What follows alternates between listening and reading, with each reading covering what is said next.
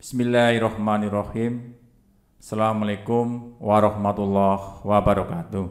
Bapak Ibu semuanya sudah tahu bahwa di wilayah kita yaitu Indonesia sedang darurat pandemi corona. Bapak Ibu sudah tahu kan, yang dimaksud pandemi corona itu penyakit yang sudah mewabah tidak hanya di satu negara tapi banyak negara. Penyakit corona ini sudah sampai di Kabupaten Purbalingga. Nah, niku nggih medeni banget niku nggih. Apakah kita semua harus diam meneng baen? Tidak. Kita semua elemen masyarakat harus kudu bareng-bareng nyegah supaya rantai penularan corona bisa putus. Ya, kita mulai dari diri sendiri, keluarga, saudara, dan masyarakat semua. Penyakit corona adalah penyakit yang menular yang disebabkan oleh virus yang namanya COVID-19. Penyakit ini sampai sekarang belum ada obatnya. Durung ana obatnya niku Bapak Ibu semuanya. Hampir semua negara terdampak kena corona. Yang positif sampai dengan sekarang sudah 500.000 lebih, banyaknya luar biasa. Dan yang mati itu sudah puluhan ribu jiwa. Ini terdiri dari masyarakat, termasuk juga petugas kesehatan yang merupakan garda terdepan penanganan COVID-19. Mohon Bapak Ibu Saudara semua, kita harus melaksanakan upaya-upaya pencegahan. Antara lain, yang pertama, biasakan mencuci tangan dengan sabun dengan air mengalir. Fungsi air sabun itu untuk membunuh virus atau kuman, juga membersihkan kotoran. Jadi dibiasakan Bapak Ibu semuanya kalau mencuci tangan itu harus menggunakan sabun ataupun desinfektan. Kapan kita bisa melaksanakan cuci tangan pakai sabun? Contohnya sebelum makan, mau menyuapi anak, mau menyusui, apalagi buang kotoran, dan habis memegang benda-benda yang berisiko dapat menularan penyakit corona itu harus cuci tangan. Kita nggak tahu benda-benda apakah yang sudah ada virus coronanya. Kemudian upaya yang kedua, menggunakan masker. Fungsi penggunaan masker adalah yang pertama, bagi yang sakit apabila batuk atau bersin, dropletnya itu tidak menyebar kemana-mana. Dan bagi yang pakai masker juga tidak tertular oleh penyakit dari droplet tadi. Upaya yang ketiga, makanlah yang bergizi. Jadi makan itu harus yang bergizi, yaitu dengan pola gizi seimbang. Bapak Ibu tahu yang dimaksud dengan gizi seimbang, yaitu makanan yang mengandung ada nasi, ada lauknya, ada sayur ataupun buah.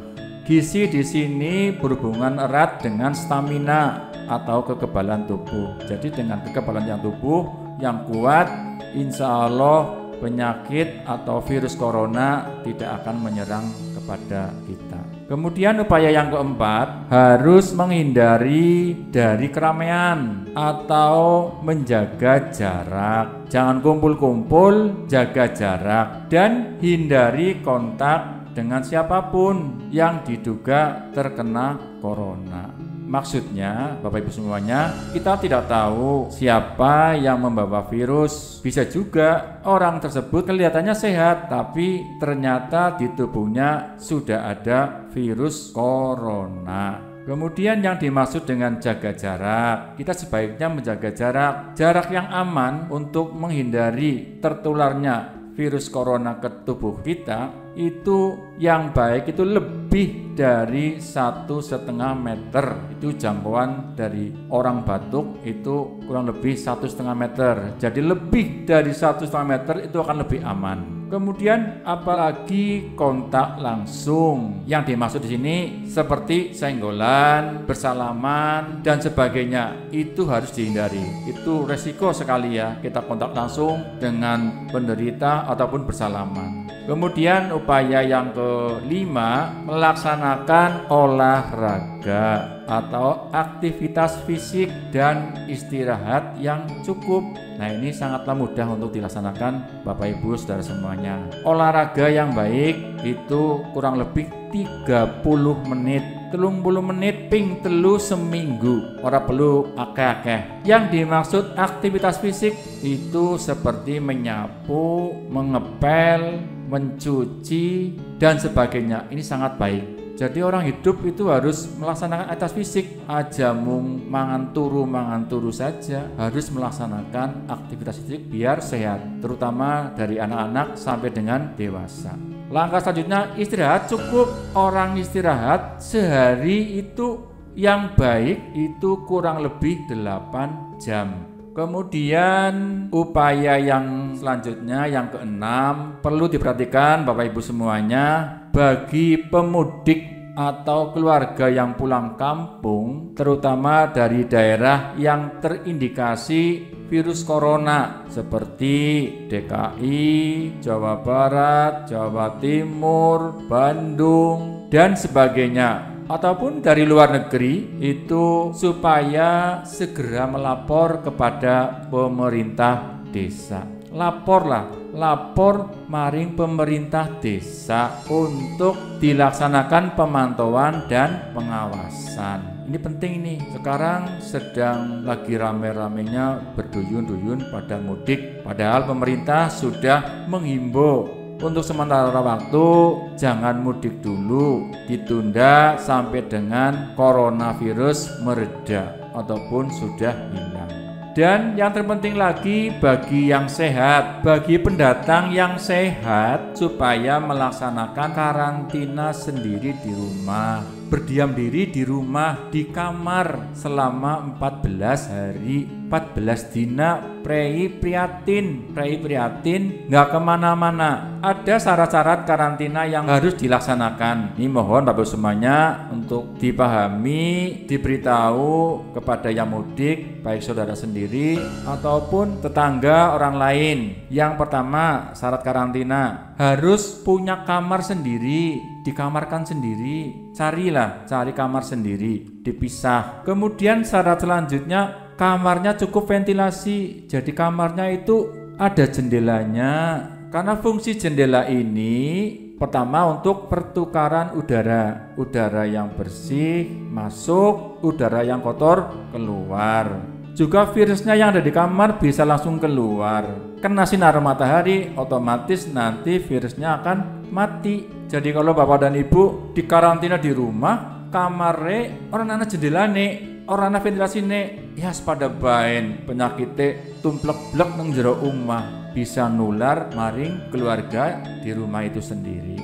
Kemudian jaga jarak dengan keluarga di rumah. Jadi karantina 14 hari itu yang pertama dengan keluarga sendiri, ya jaga jarak, juga dengan orang luar. Sama istri, sama anak jaga jarak, prihatin lah. Bali pulang dari luar ke sini kangen sama istri sama anak sementara libur. Nonton TV ya aja bareng-bareng, makan aja bareng-bareng, misah.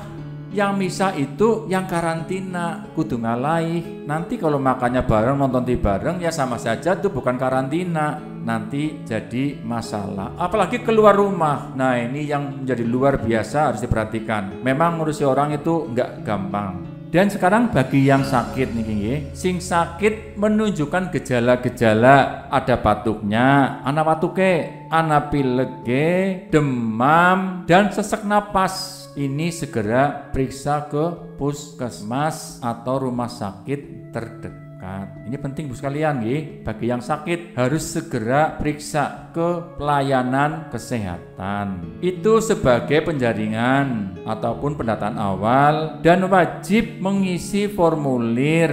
Nah ini nggih, bagi yang sakit itu sebagai penjaringan awal itu ngisi formulir yang sudah disediakan oleh Puskesmas melalui gadget atau HP masing-masing. Kowe wis ana nang desa tulisan-tulisan, nggih, ora bingung nang desa wonten tulisane apa yang harus dihubungi.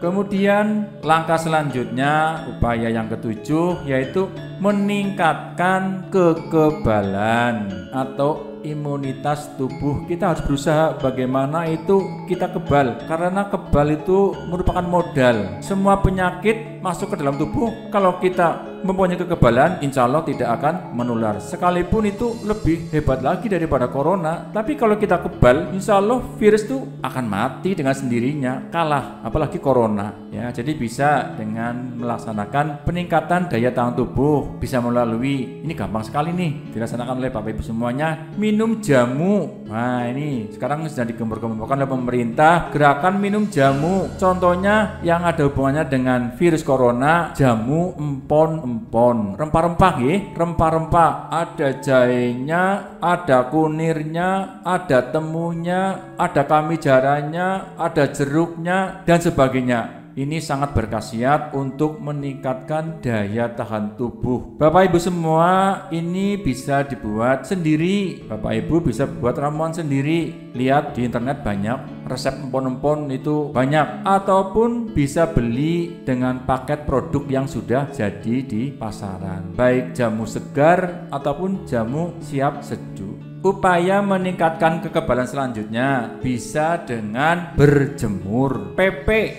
Bapak Ibu, anaknya, saudaranya, semuanya itu sekarang diupayakan ada gerakan supaya berjemur atau PP. Berjemur yang baik itu sekitar antara jam 9 sampai jam 11. Jam sangat tekan jam 11 niku sing paling apik nggo berjemur. Kurang lebih 1/4 jam atau 15 menit. Kenapa demikian? Harus berjemur. Bapak Ibu pengen tahu khasiat daripada berjemur. Jadi berjemur pada jam-jam 9 sampai jam 11 itu khasiatnya sinar matahari itu sedang puncak-puncaknya mengandung vitamin D ya. Vitamin D itu yang dapat meningkatkan kekebalan dan imunitas tubuh. Jadi kalau kita di samping sudah mengkonsumsi makanan yang mengandung vitamin D juga dengan sinar matahari, dengan demikian insya Allah imunitas kita akan bertambah. Bapak Ibu aja wedi, terutama wong wadon aja wedi awake ireng. Lah wong wadon kok awake ireng kudune putih, suka mending awake berubah ora putih tapi sehat apa putih meriang, mesti milih yang sehat. Kemudian yang terakhir niki nggih, sedulur-sedulur kabeh niki nggih, sedulur-sedulur kabeh obat sing paling mujarab niki nggih, ora ana tandingane niku nggih, niku ndonga. Nah, niki ndonga maring Gusti Allah nggih, habis sholat ataupun sholat malam ya. Setiap saat kita harus ndonga jaluk sehat, maring sing gawe urip, jaluk selamat, jaluk virus corona ke ilang nang Indonesia ya. Itulah obat yang tiada duanya, yang paling mujarab adalah ndonga. Di samping kita harus berusaha. Mungkin itu Bapak Ibu semuanya, saudara semuanya yang bisa kami sampaikan. Kurang lebihnya apabila kami dalam menyampaikan informasi banyak kekurangan atau tutur kata yang kurang pas, kami mohon maaf yang sebesar-besarnya. Terima kasih atas perhatiannya. Kami akhiri. Wassalamualaikum warahmatullahi wabarakatuh.